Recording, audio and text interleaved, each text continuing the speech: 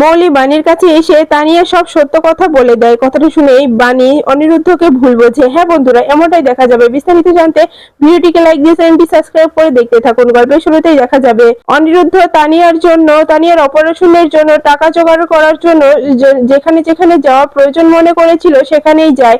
সেখানে একই কথা বলে যে এখন তোমার কাছে তোমার বিজনেস নেই, তাই তোমাকে আমরা এতগুলো টাকা দিতে পারবো না। অনিরুদ্ধ যেখানে যায় সেখান থেকে অনিরুদ্ধকে ফিরিয়ে দেয়। তখন অনিরুদ্ধ দিশেহারা হয়ে পড়ে আর বলে, আমি এখন কোথায় গিয়ে আমার প্রিন্সেসের অপারেশনের এতগুলো টাকা আমি জোগাড় করব? আমার মাথাতে কিছুই ঢুকছে না। এখন কার কাছে যাব? কে আমাকে এত টাকা দেবে? কেউ কি নেই যে এতগুলো টাকা দিয়ে আমাকে সাহায্য করবে? আমি তো কম কাউকে এই সাহায্য করিনি, তাহলে আমার বিপদ কেন ঠাকুর? আমাকে এত বিপদে ফেলছো? এরপরে দেখা যায় এক পর্যায়ে অনিরুদ্ধ মন্দিরের কাছে চলে আসে আর মন্দিরের সামনে ঠাকুরের সামনে বসে দুহাত তুলে বলে যে আমি তোমার কাছে কিছুই চাইনি কখনো। আমি আজকে তোমার কাছে দুহাত তুলে ভিক্ষা চাইছি। আমি আমার প্রিন্সেসের প্রাণ ভিক্ষা চাইছি। আমার প্রিন্সেসের অপারেশনের জন্য আমি কি করে টাকা জোগাড় করব কিছুই বুঝতে পারছি না। আমার একটা পথ দেখাও যে পথে চললে আমি আমার প্রিন্সেসকে সুস্থ করে তুলতে পারবো। আমি আমি আমি জানি তোমার কাছে হাত পাতলে সবই পাওয়া যায়, আর তুমি যদি আমাকে আজকে সেটা না দাও তাহলে ভাববো যে তুমি তুমি তুমি মানে কিছুই নেই, শুধু একটা মুক্তি, এছাড়া কিচ্ছু নেই তোমার মধ্যে। এখন আমিও দেখতে চাই তুমি কি করে এভাবে দাঁড়িয়ে থাকতে পারো। তুমি আমার প্রিন্সেসের প্রাণ আমাকে ভিক্ষে দিতেই হবে তোমাকে। যদি প্রিন্সেসের কিছু হয়ে যায় বাণী বাঁচবে না, আর ওরা না থাকলে আমিও বাঁচতে পারবো না। এই জন্য আমাদের সবার ভালোর জন্য আমি বলছি যে আমার প্রিন্সেসকে সুস্থ করে দাও। আমি এটুকুই তোমার কাছে চাই, আর কিচ্ছু চাই না।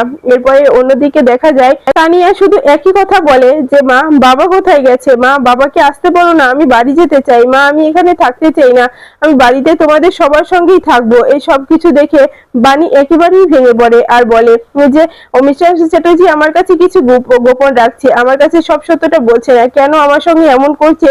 আমি আমি কি করেছি? আমি তো বলেছি শুধু সত্যটা বলতে। এরপরেই দেখা যায় অনিরুদ্ধ কান্নায় ভেঙে পড়ে, কিন্তু অনিরুদ্ধ কোনো কুল কিনারাই পাচ্ছিল না। তখন বলে তুমি যতক্ষণ না আমাকে কোনো ইঙ্গিত দিচ্ছ যে তুমি আমাকে সাহায্য করবে ততক্ষণ আমি এখান থেকে নড়বো না। আমি আজকে তোমার পায়ের কাছেই বসে থাকবো। আমিও দেখতে চাই তুমি কতক্ষণ এই মুক্তি হয়ে দাঁড়িয়ে থাকতে পারো। আজকে আমাকে সাহায্য করতেই হবে, তোমাকে আমাকে পথ দেখাতেই হবে। আমি আমার প্রিন্সেসকে কি করে সুস্থ করব? আমি আমার প্রিন্সেসকে ছাড়া বাঁচতে পারবো না। দেখো আমার প্রিন্সেস আমার জীবনের সবকিছু। আর এই এই যদি কিছু হয়ে যায়, আমার প্রিন্সেসের যদি কিছু হয়ে যায় তাহলে কিন্তু সব দোষ তোমার উপরে যাবে। তুমি অপরাধী হবে, তুমি আমাদের সবার জীবন নষ্ট করে দেবে। আমি কিন্তু সেটাই বলবো। এরপরেই দেখা যায় তখনই ওদিক দিয়ে আবার সাথী আর বিদ্যুতের মা যাচ্ছিল। তখনই সাথী বলে যে দিদি ওটা অনিরুদ্ধ না? তখনই মামনি বলে ওঠে হ্যাঁ হ্যাঁ ওটা তো অনিরুদ্ধ বাবাই, কিন্তু ওখানে কি করছে? তখনই সাথী বলে চলুন তো দেখি কি করছে। এরপরে দেখা যায় যখনই সাথী আর মামনি আসে আর অনিরুদ্ধকে ডাকে, অনিরুদ্ধ চমকে যার বলে তোমরা এখানে কি করছো? তখনই বিদ্যুতের মা বলে অনিরুদ্ধ বাবা তুমি এখানে কি করছো? তুমি মন্দিরে বসে, তোমার চোখে জল কেন? তখন সাথী বলে হ্যাঁ অনিরুদ্ধ তোর চোখে জল কেন? কিছু বল বাবা, কি হয়েছে? আমার কাছে কিছু গোপন রাখিস না, সত্য কথা বলে দে কি হয়েছে। তখন অনিরুদ্ধ বলে যে মা আমি আর পারছি না মা, আমি এসব কিছু সহ্য করতে পারছি না। তখনই সাথী বলে কি হয়েছে অনিরুদ্ধ, কি হয়েছে আমাকে বল, খুলে বল। এভাবে ভেঙে পড়েছিস কেন? আমাকে তো বলতে হবে, বল বাবা কি হয়েছে। তখন অনিরুদ্ধ কান্না করে করে বলে মা আমি আর পারছি না, আমার আমার সবকিছু শেষ হতে বসেছে। তখনই দেখা যায় সাথী বলে কি হয়েছে? তানিয়া ঠিক আছে তো? তানিয়ার কিছু হয়নি তো? তখনই বিদ্যুতের মা বলে হ্যাঁ অনিরুদ্ধ তানিয়া ঠিক আছে তো? তানিয়া সুস্থ আছে তো? তখনই দেখা যায় যে অনিরুদ্ধ বলে না তানিয়া সুস্থ নেই, প্রিন্সেস একদম ভালো নেই, প্রিন্সেস হসপিটালে ভর্তি আছে, প্রিন্সেসকে নিয়ে আমি টেনশন করছি। তখনই সাথী বলে কি হয়েছে? তানিয়া সুস্থ হয়ে যাবে না? মেডিসিন দিলে তো সুস্থ হয়ে যাবে। তখনই দেখা যায় বিদ্যুতের মা বলে হ্যাঁ হ্যাঁ অনিরুদ্ধ বাবা তানিয়া তো ওষুধ খেলে ভালো হয়ে যাবে। তখনই দেখা যায় অনিরুদ্ধ বলে হ্যাঁ কিন্তু এবার জটিলতা আরো বেশি, প্রিন্সেসের এবার অপারেশনটা করে ফেলতে হবে। তখনই সাথী বলে কি বলছিস অনিরুদ্ধ? তখন অনিরুদ্ধ বলে হ্যাঁ মা এবার সার্জারিটা করতেই হবে, না হলে তানিয়ার উপরে অনেকটা খারাপ কিছু নেমে আসতে পারে। তোমাকে আমি আগে বলেছিলাম না, ওকে কোনো টেনশন দিতে পারা যাবে না, কোনো ভয় দেখানো যাবে না। ও সেটাই বেশি হয়েছে, এজন্য ওর ওর এখন কন্ডিশন আরো বেশি খারাপের দিকে চলে যাচ্ছে। তখনই দেখা যায় যে বিদ্যুতের মা বলে, তাহলে তো ওষুধ খেলে ভালো হয়ে যাবে আমার দিদি ভাই। তখনই অনিরুদ্ধ বলে, না এবার ওষুধ খেলে আর ভালো হবে না, এবার সার্জারিটা করতেই হবে। তখনই সাথী বলে, তাহলে সেই সার্জারি করতে কত টাকা খরচ হবে? তখনই অনিরুদ্ধ বলে ওঠে, মা আমি এটা নিয়ে তো খুব চিন্তায় পড়ে গেছি, আমি আমি এতগুলো টাকা কোথা থেকে পাবো? তখনই সাথী বলে, কত টাকা? তখন অনিরুদ্ধ যেই বলে ওঠে যে এটা 50 লাখ টাকার মতো। তখন এই সাথী চমকে যায়, বলে 50 লাখ? এত টাকা কোথায় পাবি বাবা? তখনই অনিরুদ্ধ বলে, মা আমাদের যেখানে যেখানে যত পরিচিত লোক ছিল সবার কাছে গিয়েছি, কেউ আমাদের টাকা দিয়ে সাহায্য করতে চাইছিল না, কেউ আমাদেরকে টাকা দিতে চাইছে না মা। তখনই দেখা যায় সাথী বলে, আসলে বিপদের দিনে কেউ পাশে থাকে না অনিরুদ্ধ। তখন অনিরুদ্ধ বলে, আমি কি করব কিছুই বুঝতে পারছি না মা। এদিকে প্রিন্সেসের জন্য আমি অনেকটা ভেঙে পড়েছি, এদিকে বাণীকেও কিছু বলতে পারছি না, বাণী যদি জানতে পারে বাণী শেষ হয়ে যাবে। এরপরে দেখা যায় বাণীও অনিরুদ্ধের কথাগুলো নিয়ে সন্দেহ করতে থাকে আর বলে যে মিস্টার চ্যাটার্জি আমাকে কিছু একটা গোপন করে গেছে, মামামের কি হয়েছে আমাকে বলছে না। আমি ওনার ডক্টরের মুখ দেখে যেটুকু বুঝতে পেরেছি সেটুকুই বুঝেছি যে তা আমার মামামের বড় কিছু হয়েছে, কিন্তু কি হয়েছে আমাকে কেন বলছে না? মামামের তো এতদিন এভাবে রাখে না, এবার কেন কেন 7 দিন এখানে রাখবে? কিছুই তো বুঝতে পারছি না। আমি অন্য কিছুই চাই না, আমি শুধু চাই আমার মামাম যেন সুস্থ হয়ে যায়, আমি মামামের সুস্থতাই দেখতে চাই। আমার মামামের কিছু হয়ে গেলে আমি বাঁচবো না, আমার মামাম ছাড়া আমার জীবনে কেউ নেই। কেন যে ঠাকুর আমাকেই শুধু পরীক্ষা নিচ্ছে? এরপরে দেখা যায় অন্যদিকে সাথী অনিরুদ্ধকে বলে যে অনিরুদ্ধ তুই এইগুলো এই ব্যাগটা নিয়ে হসপিটালে যা, এখানে তারিয়ার কিছু জামা কাপড় রাখা আছে, ওখানে নিয়ে যা, আমি একটু আসছি। তখন অনিরুদ্ধ বলে, কোথায় যাচ্ছ তোমরা, আমাকে বলে যাও। তখনই দেখা যায় যে বিদ্যুতের মা বলে, এই যে এইদিকেই যাচ্ছি। তখনই দেখা যায় যে অনিরুদ্ধ বলে ওঠে, আপনারা কিন্তু কেউ বাণীকে কিছু বলতে যাবেন না, বাণী যদি এটা জানতে পারে তাহলে বাণী একেবারে ভেঙে পড়বে, ওর ভেঙে পড়াতে তা নিয়ে আরো আরো বেশি অসুস্থ হয়ে পড়বে, আমি সেটা চাই না। তখনই আন্নার নাম্বার থেকে অনিরুদ্ধের ফোনে ভিডিও কল আছে। তখনই অনিরুদ্ধ বলে, এখন আবার এই আন্নার নাম্বার থেকে ভিডিও কল কে দিয়েছে? আমি তো এই নাম্বারটা চিনি না। যখনই রিসিভ করে তখনই দেখে তানিয়া। তখনই বলে, প্রিন্সেস তুমি কেমন আছো? তখনই তানিয়া বলে, বাবা আমাকে এখান থেকে নিয়ে যাও, আমি বাড়ি যেতে চাই বাবা, আমি এখানে থাকতে চাই না।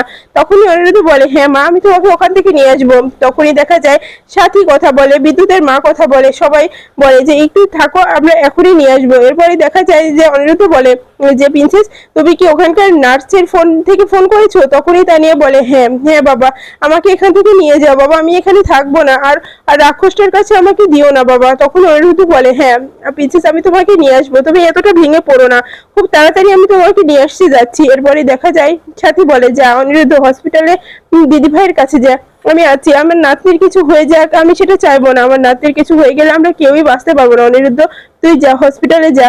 তখন অনিরুদ্ধ বলে, কোথায় যাচ্ছ আমাকে বলে যাও। তখনই সাথী বলে, দেখ অনিরুদ্ধ আমার নাতনির এই অবস্থা, আমি তো হাত পা গুটিয়ে বসে থাকতে পারি না, আমার নাতনিকে সুস্থ করাতে হবে, এই জন্য আমার যেটুকু সম্ভব আমি সেটুকু চেষ্টা করি, দেখি কিছু টাকা জোগাড় করতে পারি কিনা। এরপরে দেখা যায় সাথী সোজা ঈশানীর বাড়িতে আসে আর ঈশানীকে ডাকে, আর ঈশানী সাথীকে দেখে খুব খুশি হয়ে যায় আর বলে যে সাথী তুমি এসেছো সাথী?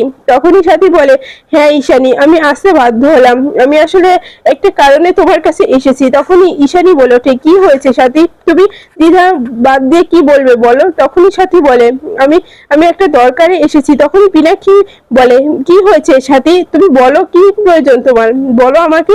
তখনই দেখা যায় সাথী বলে, আমাকে আমাকে একটু সাহায্য করতে হবে। তখনই ঈশানী বলে, সাহায্য, কি হয়েছে, কিসের সাহায্য সাথী? তখনই সাথী বলে, হ্যাঁ আমাকে একটু সাহায্য করতে হবে। তখনই মৌলি আর নয়নতারা চলে আসে। তখনই মৌলি নয়নতারা বলে ওঠে যে কেন সাথী, সাহায্য ছাড়া তো তুমি এ বাড়িতে আসবে না, আসলে এখন সব অহংকার চলে গেছে, তোমার তোমার ছেলে অনিরুদ্ধরা বলেছিল যে আমাদের সাহায্য তার চাই না, তাহলে তোমাকে কেন পাঠিয়েছে? তখনই দেখা যায় ঈশানী বলে ওঠে, চুপ করো না ছোটবা, দেখি কি হয়েছে। তখনই দেখা যায় যে দাদু এসে বলে যে কে এসেছে পিনাক্ষী, ঈশানী কে এসেছে, কে এই বাড়িতে সাহায্য নিতে এসেছে? তখনই দেখা যায় যে সাথী বলে, আমাকে চিনতে পারছেন না মেসোমশাই? তখনই দেখা যায় মৌলি দাদু বলে, না না তোমাকে তো চিনতে পারছি না, তুমি কে কে কিসের জন্য এসেছো? তখনই পিনাক্ষী বলে, বাবা চুপ করো না বাবা, তুমি এভাবে কেন সাথীকে কথা শোনাচ্ছ? তখনই দেখা যায় যে সাথী বলে, পিনাক্ষীদা আমাকে আমাকে কিছু টাকা দেবে, ধার দেবে? তখনই পিনাক্ষী বলে, কিছু টাকা কি, কত টাকা? তখনই দেখা যায় সাথী বলে 50 লাখ টাকার মতো। তখনই পিনাক্ষী ঘাবড়ে যায় আর আমতা আমতা করতে থাকে। তখনই ঈশানী বলে ওঠে, সাথী এতগুলো টাকা দিয়ে কি করবে? কিছু মনে করো না, এমনিতেই জিজ্ঞাসা করছি, এতগুলো টাকা কি করবে তুমি? তখনই সাথী বলে, আমার শুধু দরকার, আমার আমার আমার অনেকটা হেল্প হয়ে যাবে, তুমি শুধু আমাকে টাকাটা দাও, আমি পরে তোমার টাকাটা শোধ করে দেবো।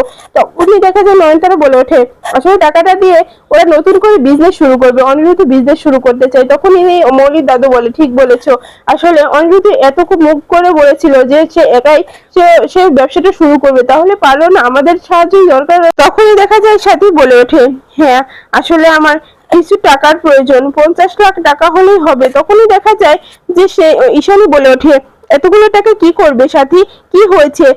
অনিরুদ্ধ বিজনেসের জন্য? তখনই পিনাকি বলে, হ্যাঁ সাথী ভালো করে বলো, কি কি করবে এতগুলো টাকা?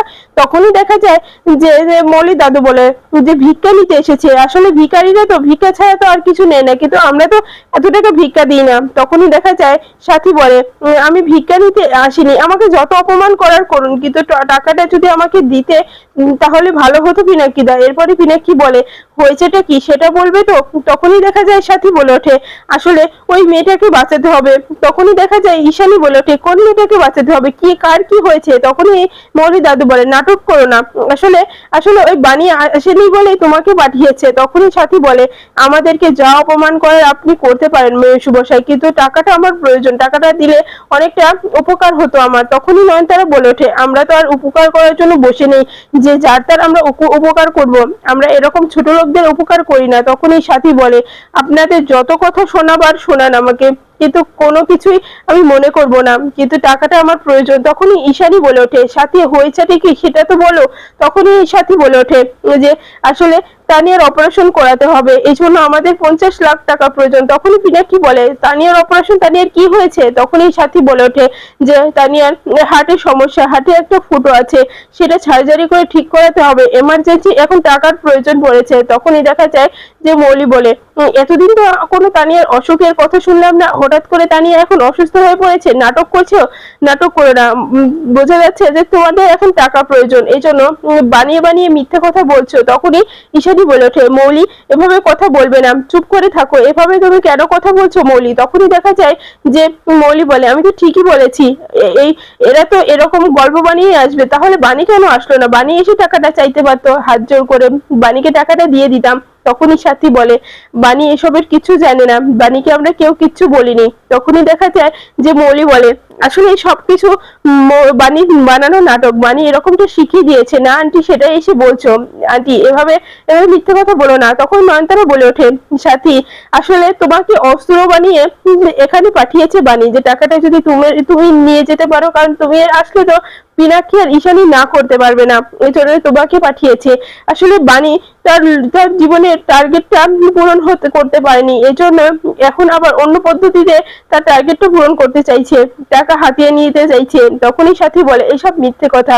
তখনই তখনই মৌলি বলে, এটাই সত্য কথা মম, এবারের একজন সদস্য তো আমিও, আমার কাছে না ছেড়েই তোমরা এনাদেরকে এত টাকা দিতে পারো না। তখনই ঈশানী বলে ওঠে, মৌলি চুপ করো, মৌলি এতটা বাড়াবাড়ি করো না তুমি। তখনই মৌলি বলে, আমি করবো না বাড়াবাড়ি, আমি আমি কেন কেন চুপ করবো বলো মম, আমি চুপ করবো না, আমার কাছ থেকে তো সবকিছু কেড়ে নিয়েছে ওই বাণী, তাহলে তাহলে এখন এই নাটকগুলো কেন করছে? এই নাটক করার কোনো মানে হয়? তখনই দেখা যায় ঐশানী বলে ওঠে, মৌলি এবার কিন্তু খুব বাড়াবাড়ি হয়ে যাচ্ছে, চুপ করো বলছি, এভাবে কথা বলো না তুমি সাথীর সঙ্গে। তখনই দেখা যায় যে মৌলি দাদু বলে, আর মৌলি দিদি ভাই তো কোনো খারাপ কিছু বলেনি, সত্য কথাই তো বলেছে, একমাত্র বাণীর জন্য মৌলি দিদিভাইয়ের জীবনটা নষ্ট হয়ে গেছে। বাণীকে আমরা এই বাড়িতে থাকতে দিয়েছিলাম, খেতে দিয়েছিলাম, সবকিছু দিয়েছিলাম, তার বিনিময়ে কি করেছে?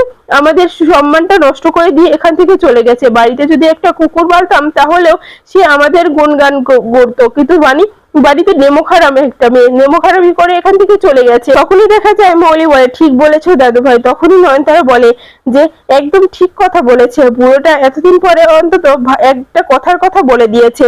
এরপরে দেখা যায় যে সাথী বলে ওঠে, তোমাদের কাছে আমি শুধু দুহাত তুলে সাহায্য চাইছি, আমার এটুকু সাহায্য করো। তখনই বিদ্যুতের মা বলে, দেখুন বাণী আর যাই করুক, বাণী লোভী নয়, আর বাণী এই ব্যাপারটা কিছুই জানে না। যদি জানতো অন্তত তো আপনাদের বাড়িতে আমাদের আসতে দিত না। কেউই জানে না, এখানে অনিরুদ্ধও জানে না। তখনই দেখা যায় নয়নতারা বলে, দেখেছো তো, নাটক করাও শিখে গেছে, আসলে বাড়ির কাছ থেকে শিখেছে তো এই সব কিছু। তখনই বাণীর মামনি বলে ওঠে, দেখুন বাণীকে আমি এই কোলে পিঠে করে ছোট থেকে বড় করেছি।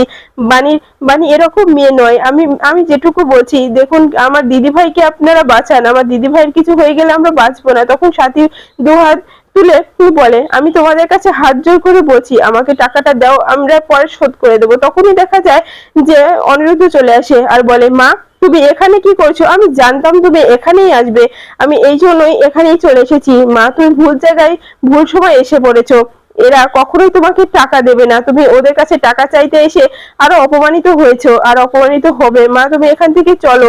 তখনই ঐশানী বলে ওঠে, অনিরুদ্ধ অনিরুদ্ধ কেমন আছে তানিয়া? তখনই দেখা যায় অনিরুদ্ধ বলে, হ্যাঁ হ্যাঁ ও তানিয়া অসুস্থ, কিন্তু আমরা দেখো দেখো মাসিমা, মাসিমণি আমরা এখানে টাকা চাইতে